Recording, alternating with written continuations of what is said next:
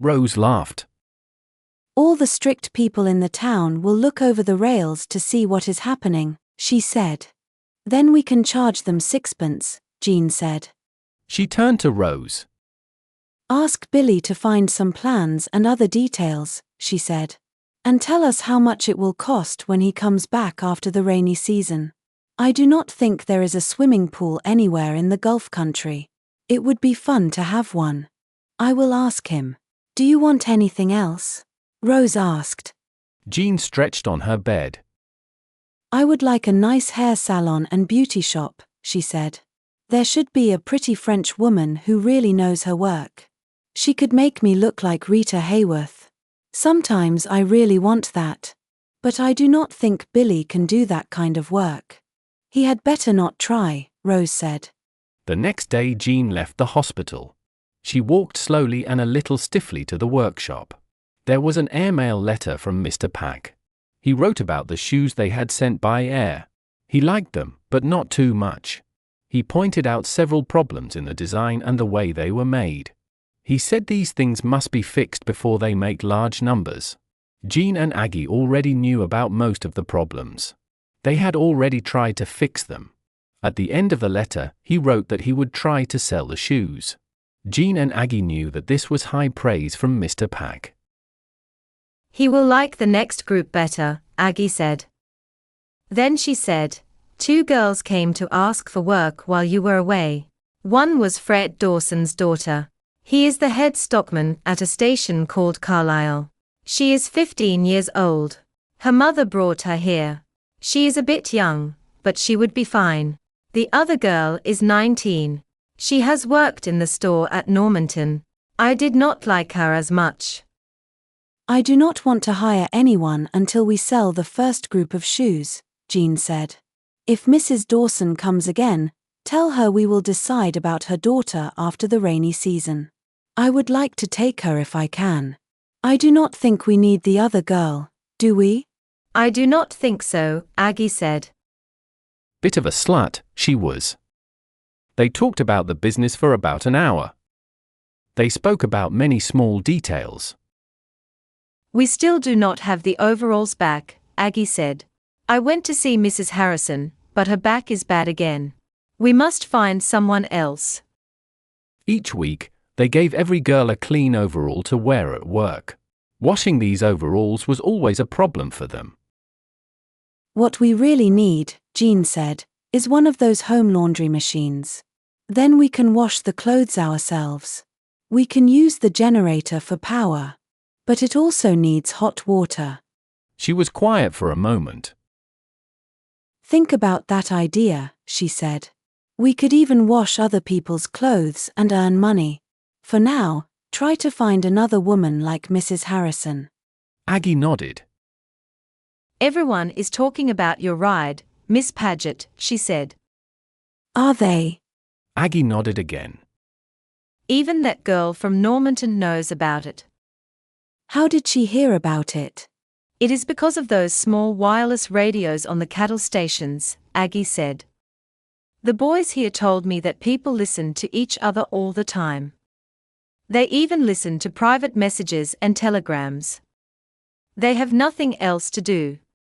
In this country, you cannot keep anything secret. And then she said, I heard the aeroplane leave this morning. Was the man very sick? Not very good, Jean said. The nurse thinks they can save his leg. We really need a doctor here. There is not enough work for a doctor in a small place like this, Aggie said. Where did they take him? To Cairns. There is a good hospital there. She turned to the door and stopped. Aggie, she said, what do you think about a swimming pool in Willstown? Would people use it? That afternoon Joe Harman rode into town with Pete Fletcher. He put his horse in the stable behind the Australian hotel. Then he went to look for Jean. His clothes were wet and dirty because the creeks were full of water. He had left Midhurst clean and tidy because he was going to see his girl in town. But on the way he had to swim across one creek. He held on to his horse's mane and saddle while they crossed. After that, his nice clothes did not look good anymore. When he reached Willstown, he was half dry. He combed his hair and took the water out of his boots. Then he went to the ice cream shop and asked Rose where Jean was. He found Jean in her bedroom. She was writing a long letter to me. He knocked on the door and she came out. We cannot talk here, Joe. People will talk if you come inside. Let us go and have an ice cream in the shop. She knew this was the only place in Willstown where a young man and woman could sit and talk in a proper way. If it was not raining, they could walk outside. But now the other choice was the stable or a barn. They chose a table by the wall. Jean looked at the plain walls and the other tables. She did not look happy. This is not good, she said. I will build small booths here. Little corners where people can talk alone. What will you have? He asked. I will have a banana split, she said. I need good food. You may not know, but I have been very sick. Do not pay, Joe. It is free. He smiled. Do you think I am the kind of man who lets a girl pay? He said. If you feel like that, I will have two, she said. The bananas will not be good tomorrow. She received fruit by plane every Wednesday. The plane was called the Dakota. She only got small amounts, but she could sell them for a good price. The price was high enough to pay for the plane. Her problem was different. She usually sold all the fruit before the week ended. Joe came back with the ice creams and sat down. Now, Joe, she said, what about that poddy corral? He smiled in a shy way and looked behind him. That's not true, he said. There is no poddy corral on Midhurst. There is something very like one, she said with a laugh. Tell me the truth, Joe. What happened to Don Curtis? Joe spoke slowly and carefully. He was walking around on my land. He had no right to be there. He found that corral where I kept some poddies. They were my poddies. I put them there for a short time because they were wandering. Don tried to take them. He lifted the top bar of the fence. But the poddies were wild. They had no water for 4 days, only rain. When he tried to open the second bar, they pushed it out. It fell on him and knocked him down. Then they ran over him. His leg was broken. They also ran at his horse. He had tied the horse by the rein. The poddies rushed at it. The rein broke and the horse ran away. So Don was left there. It was his fault for going where he should not go. Whose poddies were they really, Joe? She asked. Mine, he said in a firm voice. She smiled. Where were they wandering before? He smiled again. They were at Windermere. But they were my poddies. He took them from me. You heard me tell Pete that Don has a poddy corral there. Were the poddies in your corral the same ones you let out of his corral? She asked. The story was getting confusing. Most of them, he said. There may have been 1 or 2 more. We pick them up later, you could say. Sometimes things get mixed up. Where are the poddies now? She asked. The ones Don let out. They will be on Midhurst, he said. They are probably near the bore. When they find water, they stay there. Even in the rain, they do not move far. She ate some of her banana split and was quiet for a moment. Well, she said at last, do not go after his poddies while he is in the hospital, Joe. That is not fair. He will leave the hospital and find he has none left. I would not do that.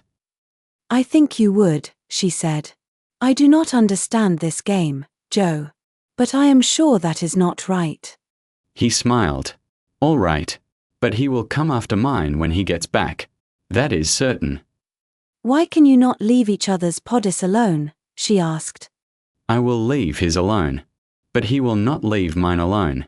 Last year, I got about 50 more of his than he got of mine. Jean felt this talk was going nowhere. When it came to poddies, Joe did not seem to care much about right and wrong. She changed the subject. Joe, about those small dams on Green Island. Have you found anyone to build them yet? He shook his head. There is no use thinking about that now.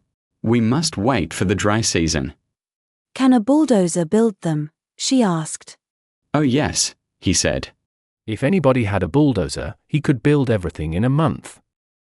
But there is no bulldozer on this side of the Curry. There may be one, she said. Then she told him about Rose Sawyer and Billy Wakeling. He is coming to see her soon, she said. She says he wants this kind of work here. I think he is becoming Rose's steady boyfriend. You should take him to Midhurst when he comes. Talk to him there. My word, he said.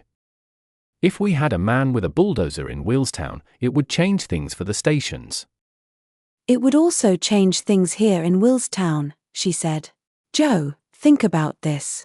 What if we build a good swimming pool near the bore? We could have small cabins to change in. We could have green grass to lie on in the sun. There could be diving boards. And an old man could look after the place and cut the grass. Would people use it, Joe?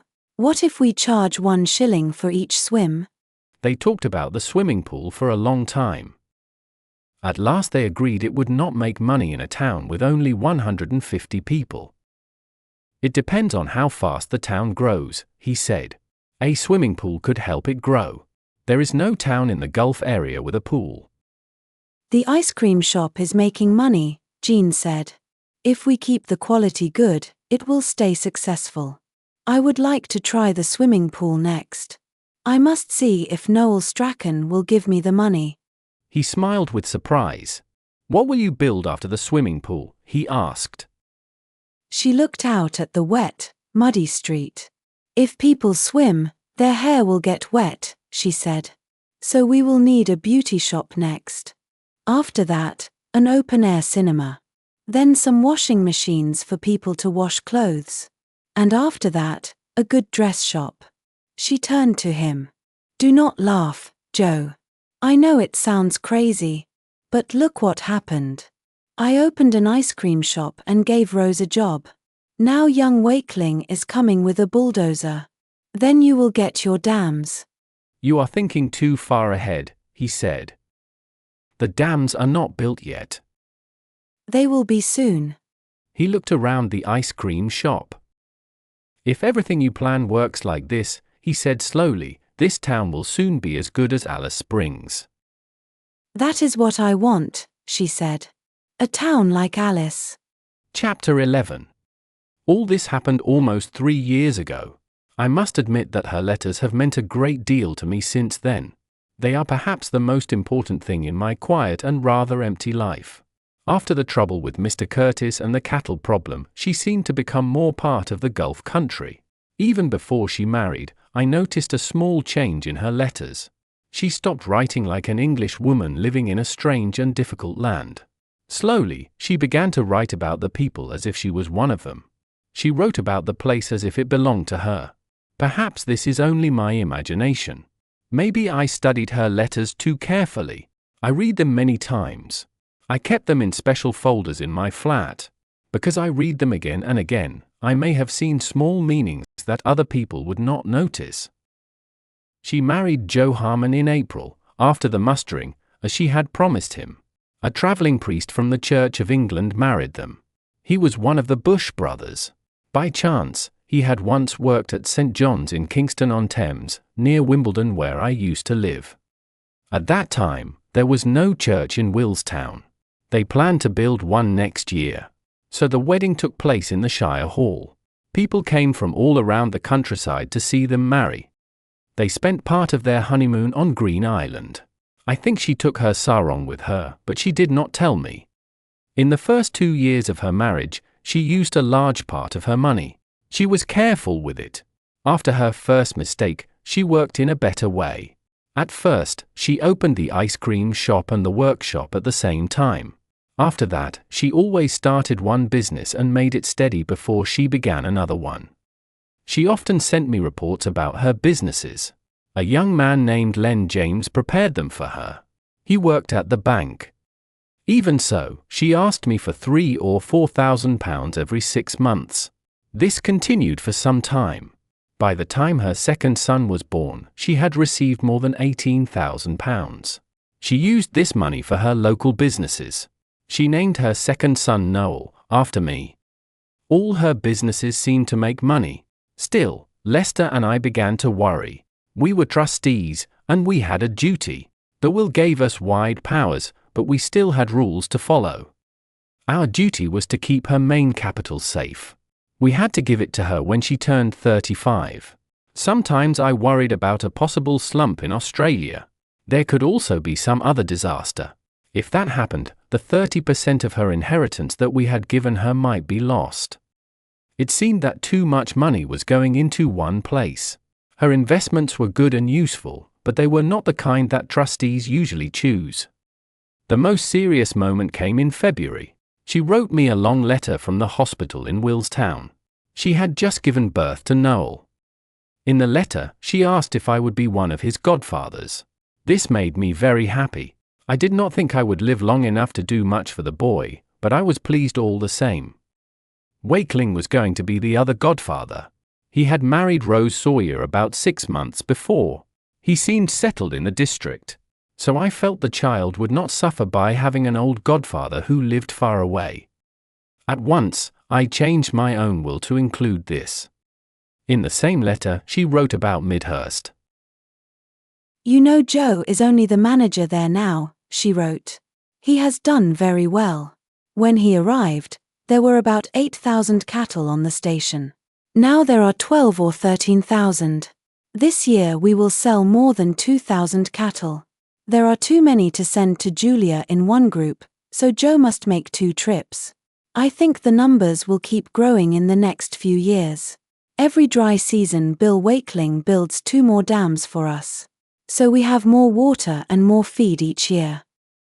After that, she began to tell me about Mrs. Spears, the owner. She left the Gulf country after her husband died about 10 years ago. She said, Now she lives in Brisbane. Joe and I went to see her last October. We stayed with her for 2 nights. I did not tell you before because I wanted to think about it. We also had to see if we could get a loan from the bank. She told me that Mrs. Spears was now very old. Mrs. Spears wanted to take some money from her property at Midhurst. She had a lot of money there. Perhaps she wanted to give it away before she died, so there would be less tax later. She asked if we could buy half of the station, she said. She would let us buy the other half after she dies, at the value it has at that time. For the first half, we need about £30,000. That is about the value of half the cattle. We rent the land from the state. There are still 17 years left on the lease. We would have to change the lease so Joe's name is on it with hers. She said they had gone to the bank. The bank agreed to lend them 2/3 of the £30,000. They sent an inspector who understands cattle, she wrote. He came to Midhurst to look at everything. Joe has a good name in the Gulf country. I think the inspector felt we were doing well here. But we still need £10,000 in cash. That is what I want to ask you about. Then she spoke about Midhurst again. Midhurst is a good station, she said. We are very happy here. If we cannot buy it, Mrs. Spears will probably sell it. Then we will have to move somewhere else and start again. I would hate that. Joe has worked very hard at Midhurst. It would be a big disappointment for him. I would also be sad to leave Willstown. The town is growing now. It is becoming quite a nice place to live. I really want to stay here if we can. She continued. I know a cattle station is not a safe investment, Noel, she said. It is not safer than the other things you allowed me to invest in. Please think about it. Tell me if we can have the money. If we cannot, I must find another way. Maybe I could sell or borrow money against some of the businesses I started here. I would hate to do that. They might fall into the wrong hands and fail. This town is like a young baby, Noel. I know about babies. It needs care all the time until it grows bigger. Another £10,000 would mean that she had put half of her inheritance into risky businesses in one small area. That was not what Mr. McFadden planned when he made his will. In law, we were probably safe. The will gave us wide powers to decide how to invest the money. I had written that part very carefully. Still, I thought about it for a day or two before I showed her letter to Lester. At last I felt that our duty was to act as Mr. McFadden himself would have acted. I asked myself what he would have done in this case. He was a strange man who lived alone in Ayr. He was often ill, but I do not think he was unkind or unfair. He made the trust not because he did not trust Jean Paget. He did not even know her. He did it because he thought it was safer. He believed that a young unmarried woman with a lot of money could be cheated. He may have been right at that time. But now Jean Paget was 30 years old. She was married and had 2 children. Her husband was sensible and steady, even if he had unusual ideas about raising young cattle. Would Mr. McFadden still want the trust to stay exactly the same in these new conditions?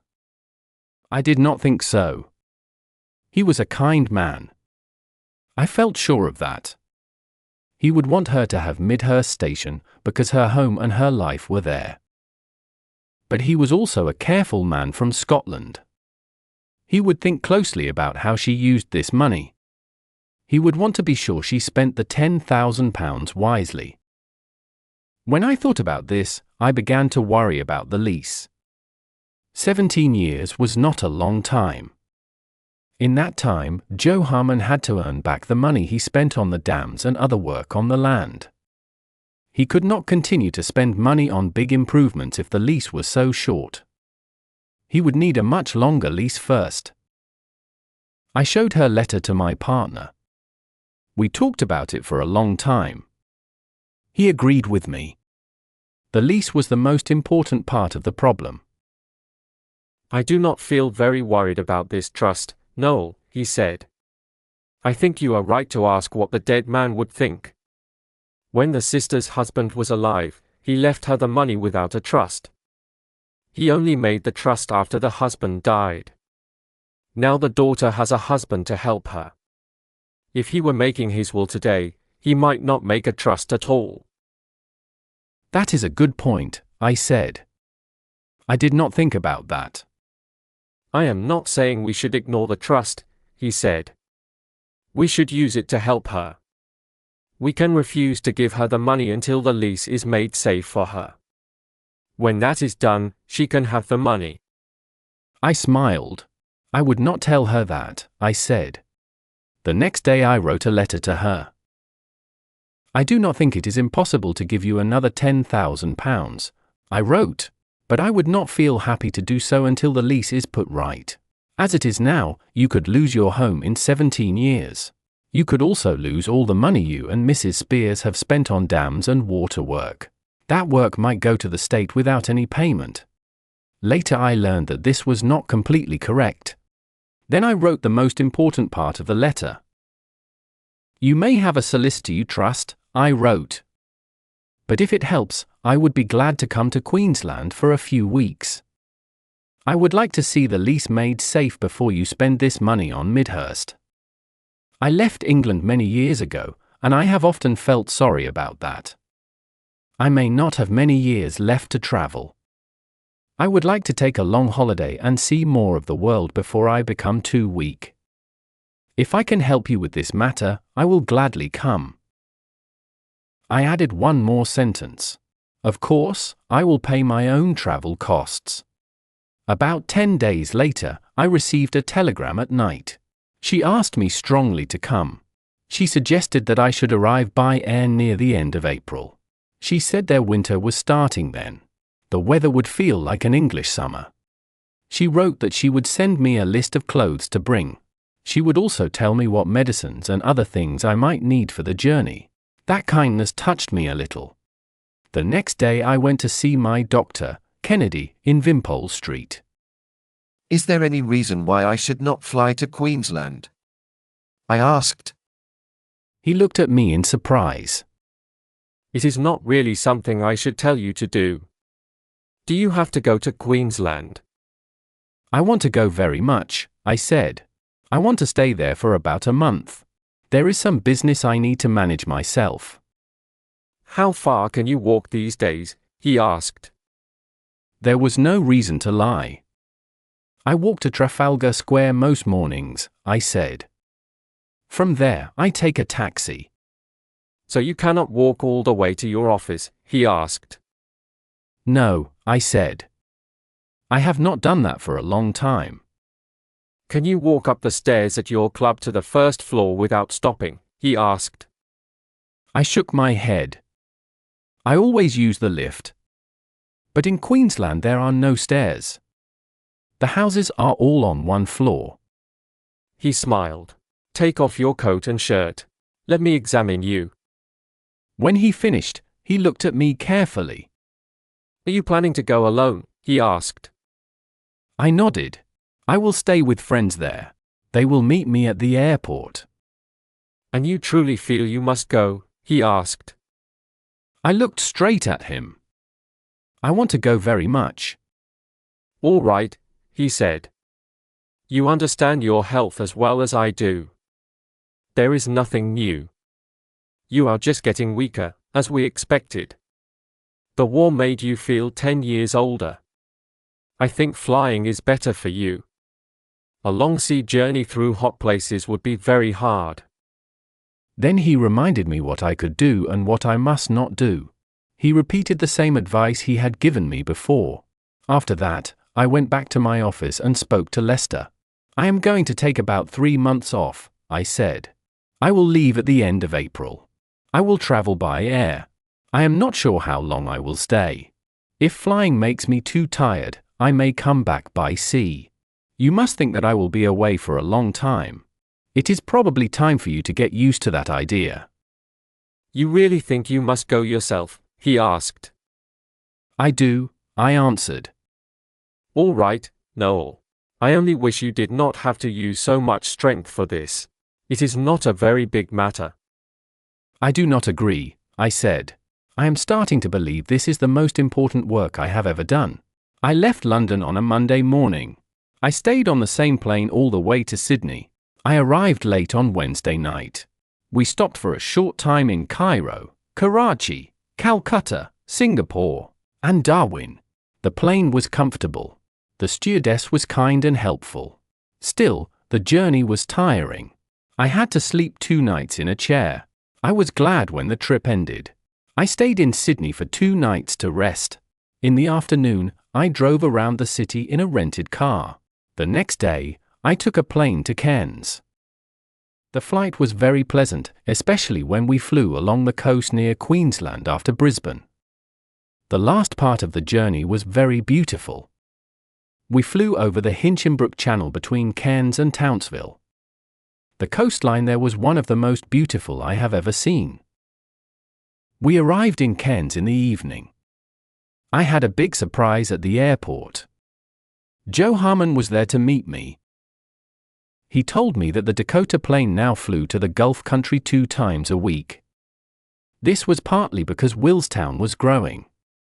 He had come to Cairns on Friday so he could take me back on Monday. I have a few small things to arrange here, he said. My lawyer, Ben Hope, is also in Cairns. I thought you might like to hear about Midhurst and talk with him over the weekend.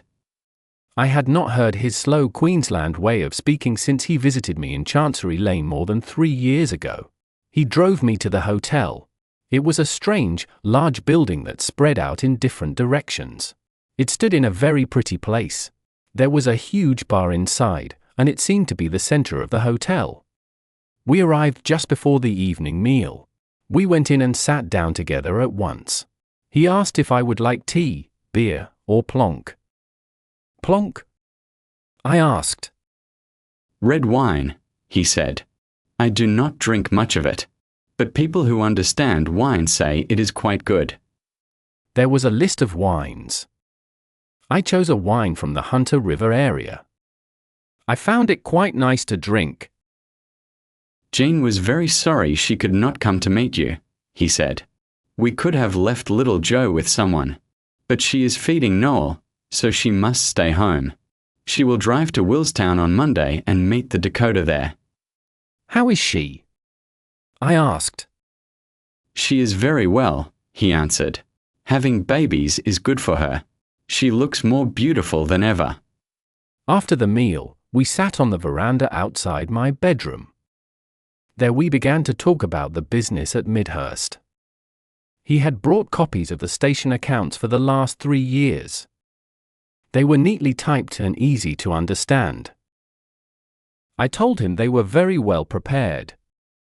I am not very good at this kind of work, he said.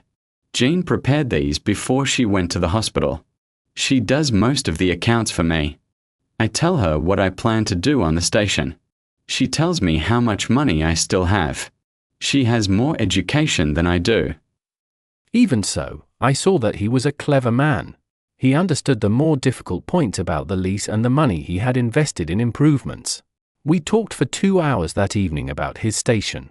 We also spoke about the different businesses Jean had started in the town. He spoke about them in a very interesting way. He turned the pages of the account book and showed me the numbers. He showed me the numbers for the ice cream shop, the beauty shop, the swimming pool, the cinema, the laundry, and the dress shop. We added all the numbers together. The 7 businesses made a clear profit of £2,673 last year. I felt a little worried about the workshop. He did not look sure. He answered slowly. She has 22 girls working in the workshop, he said.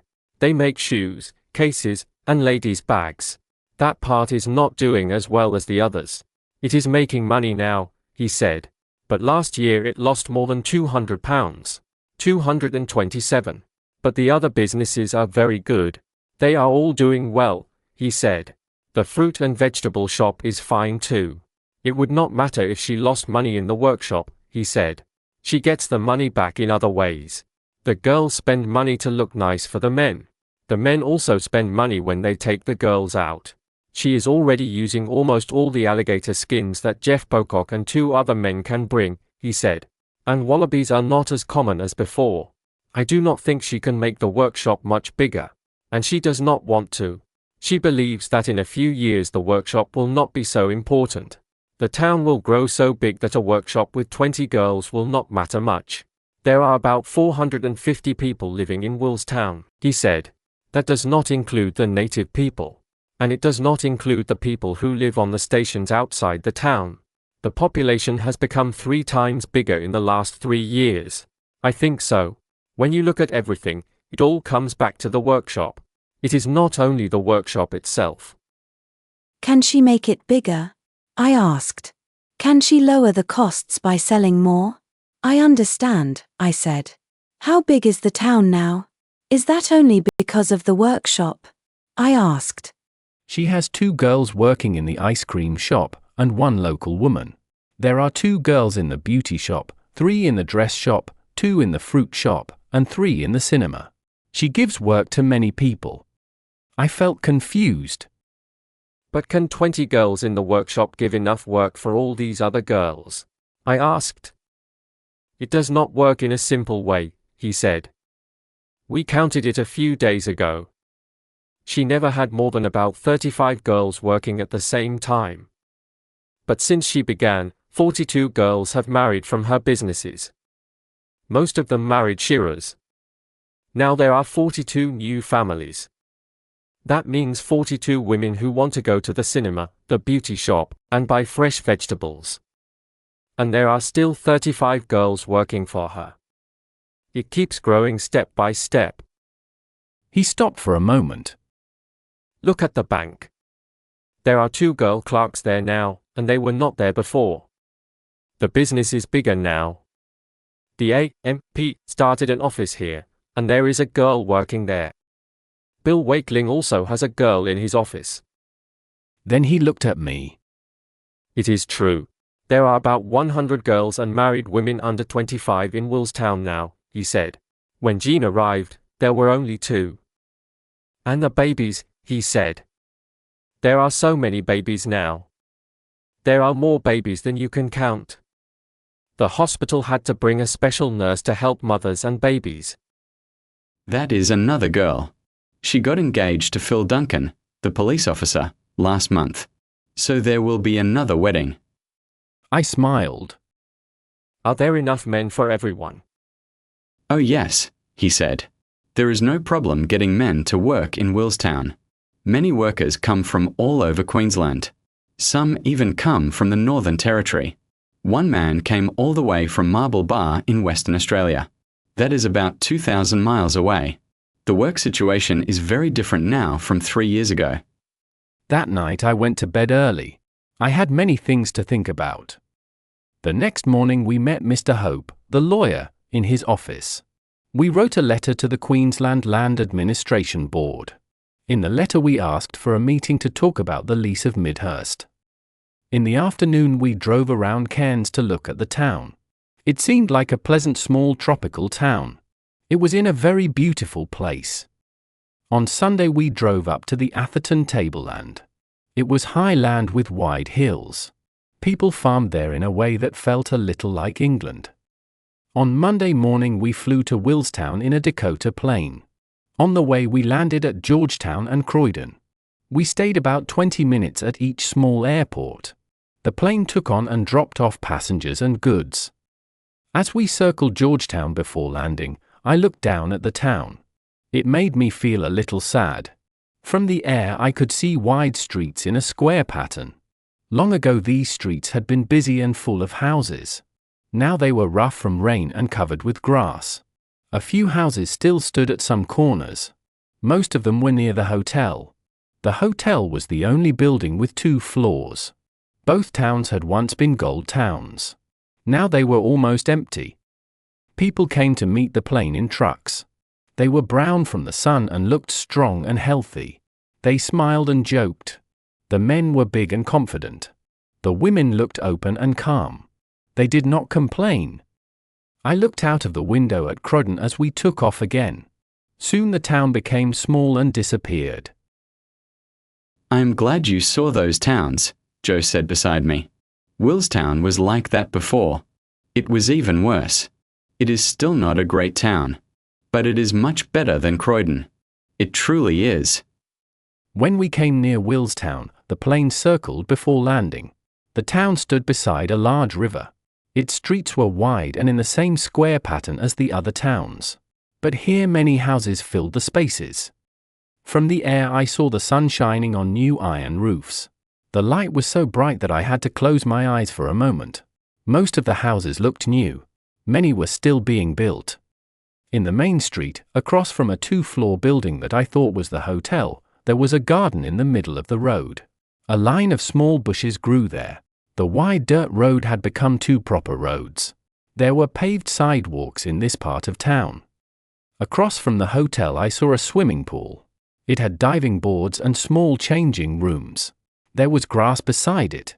It looked just as Jean had described in her letters. Then I could not see the town anymore. The plane came down over a new racetrack and landed. Jean was there to meet me in her Ford utility. It was her own car. She had bought it to travel in and out of town for her businesses. She looked more grown up than I remembered. She had become a very beautiful woman. "Oh, Noel, it is so nice to see you," she said. "Are you very tired?" "I am not tired," I said. "I may be 3 or 4 years older. You look very well." "I am well," she said. "Very well. Noel, it was kind of you to offer to come all this way. I wanted to ask you before, but it felt like too much to ask. It is such a long journey. Come and sit in the utility. Joe is getting your bags." They drove me straight out to Midhurst. We passed through the main street of Willstown. I wanted to stop and look at what she had done, but they would not stop. "There will be time tomorrow or the next day," she said. "Now we will go to Midhurst. You can rest a little." I knew what the land would look like on the way to Midhurst because I had read her letters many times. It was just as I had imagined. There was no real road. She drove across open land and followed small tracks. She moved the car carefully to miss deep holes. When we came to the first small river, I saw something new. They had made a hard concrete path across the river bed. 2 large wooden posts stood on each side to show the way. "We do not have bridges yet," she said, "but this helps a lot in the rain. You know you will not hit a big rock under the water." The house was much as I thought it would be. Now there was a bright garden full of flowers in front. There were also many large wooden pens for cattle that I did not know about. They built those in the last 2 years, Joe said. We have 3 zebu bulls now. When you breed cattle, you need more pens. The zebu bulls were a mix of Indian cattle and English Herefords. He also kept a small group of dairy cows. That meant they needed even more fenced areas. How many workers do you have now? I asked. 11 white stockmen, he said, and 10 black workers. Here it is almost easier to find white men than black men. They did not let me walk that day. They put me in a long chair on the veranda and gave me a cool drink. I sat there and watched the work in the yard below. It was very interesting. I saw the white workers and the black workers. I saw cattle, dogs, and horses moving about. A young wallaby jumped around while small puppies pulled its tail and played. I could have watched all day. I also watched Jean as she moved around the house. She cared for her children and spoke with the Aboriginal women who worked for her. I stayed in that chair for 3 days. One morning she took me into town and showed me her work there. First we went to the workshop. She told me to put on a scarf because it would feel cold inside. It was not truly cold, but after the hot day outside it felt cool. She kept the air conditioner on all year. The girls love it, she said. More of them want to work here than I can take. They like the cool air. The girls looked neat and pretty in green smocks. They were making leather goods. At one end of the room there was a long mirror. On the wall were pictures of hairstyles and dresses from magazines. We change those sometimes, she said. I want them to look their best. The workshop stood alone. Next to it she had built her other businesses in one row like a small street. There was a wooden roof over the wide pavement to give shade from sun and rain. First was the beauty shop.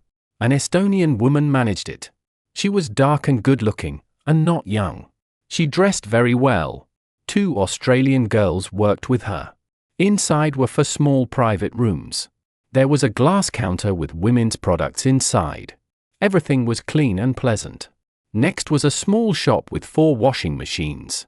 3 young married women sat there and talked while they waited for their clothes. After that came the greengrocer. It sold fruit and vegetables. It also sold seeds and tools for gardens. Then there was a dress shop. It was quite large. There were counters and models wearing summer dresses. In one quiet corner a middle-aged woman served older customers. They could buy the clothes they liked, such as black skirts and thick petticoats and strong kitchen aprons. She took me across the road. There I saw the cinema and the swimming pool. It was a hot day. By then I felt tired. She took me to the ice cream shop and we had a cold drink. She had some business to do, so she left me there for half an hour. I sat and watched people come in and go out. I also watched those who walked past on the pavement. There were many more women than men. Most of the women were pretty. At least half of them were expecting a baby. After some time she came back and sat with me. What comes next? I asked. Does this ever stop? She laughed and touched my hand. It never stops, she said. I always ask you for more money, do I not? But now I think I can start the next business with our own profit. What will it be? A self-service grocery shop, she answered. People's needs are changing, Noel. When we began, everyone was young and not married. They did not want serious things. They wanted fun. They needed ice cream, the swimming pool, the beauty shop, and the cinema. They will still need those. But those will not grow much more. What the town needs now is things for young families. We need a very good grocery shop. It must sell many kinds of food at the lowest price we can give. And as soon as I can, I want to open a household store.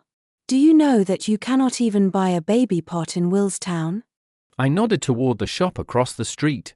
Doesn't Mr. Duncan sell them? I asked. She smiled. He has no imagination. He only sells very big ones. They are so big they could hold the whole baby. After a moment, I asked, how do your goods come here? They are not all brought by plane, are they? She shook her head. They come by train from Cairns to Forsyth. From there, a truck brings them here. There is no real road. This makes everything very expensive. A truck is worn out after about 2 years. Bill Wakeling says the Roads Commission is thinking about building a road from here to Mariba and Cairns. It would be a proper tarmac road. Of course, he wants to build it himself. He thinks we may have it in 2 years because the town is growing so fast. It will be a great help when it comes. Just think. We could drive to Cairns in 1 day. Later that week, the Land Administration Board answered our letter. They suggested a meeting on Tuesday or Wednesday of the next week. That was good for our air service times. Joe Harman and I flew to Brisbane. On the way, we picked up his lawyer in Cairns. We had a long meeting with the board. It lasted most of the day. We agreed on the main points of the plan. After that, Harman went back to his station. Mr. Hope and I stayed in Brisbane. We worked on the final agreement. We sent the paper back and forth to the board. Each time, there were changes in red, green, blue, and purple ink. At the same time, I spoke with the lawyers for Mrs. Spears. This was about the final purchase of Midhurst. All this work kept me busy in Brisbane for almost 2 weeks. At last, after sending cables to Leicester and getting his answers, I agreed to both deals. I took the papers back to Cairns. Joe Harman signed them. We posted them. My work in Queensland was finished. I returned to Willstown with Joe. I stayed there for another week. There was no real reason to stay. I stayed because I felt I wanted to. Jean and I sat on the veranda. She showed me her drawing of the new self-service grocery shop. We talked about joining it with the hardware store. We went into town and looked at the place where it would stand. I also met Mr. Carter, the Shire clerk. We spoke about the land leases she had. She showed me the swimming pool. We talked about putting tiles over the rough concrete to make it look nicer.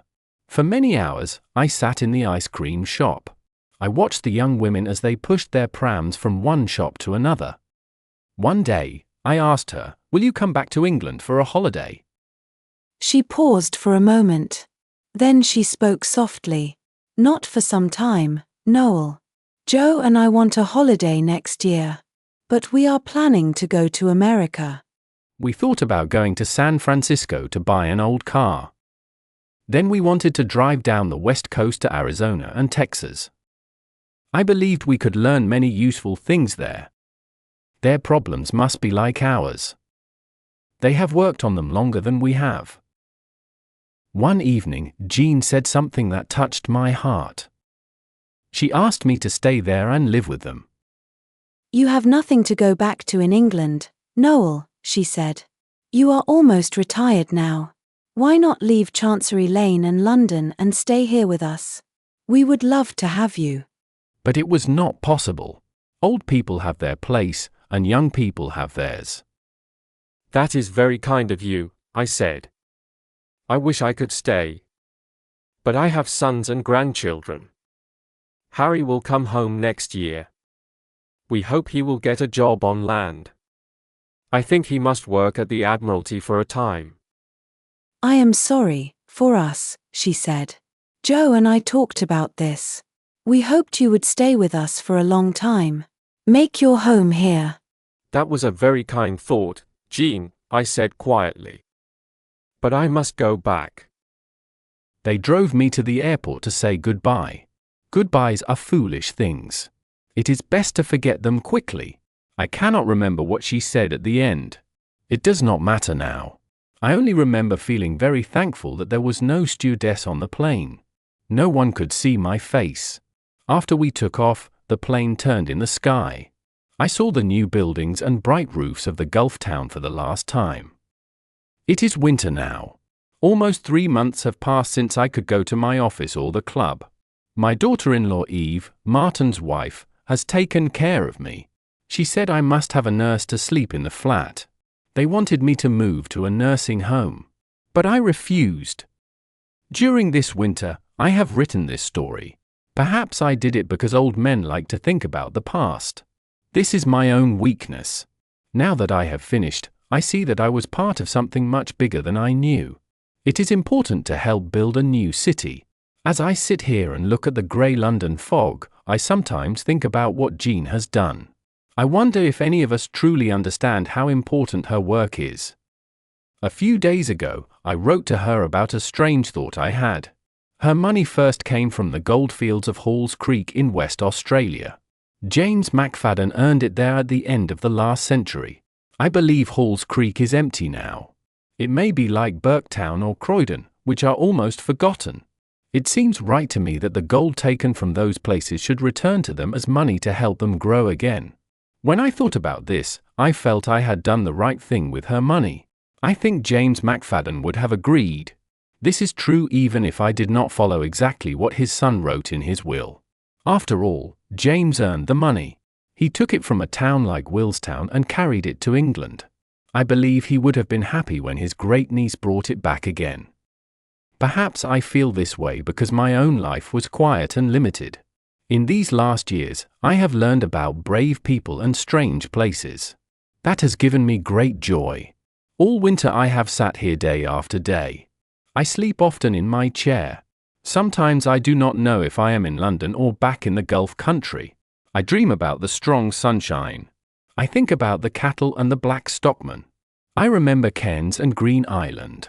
I think about a girl I met 40 years too late. I remember her life in that small town. I will never see it again. But it holds a big place in my heart.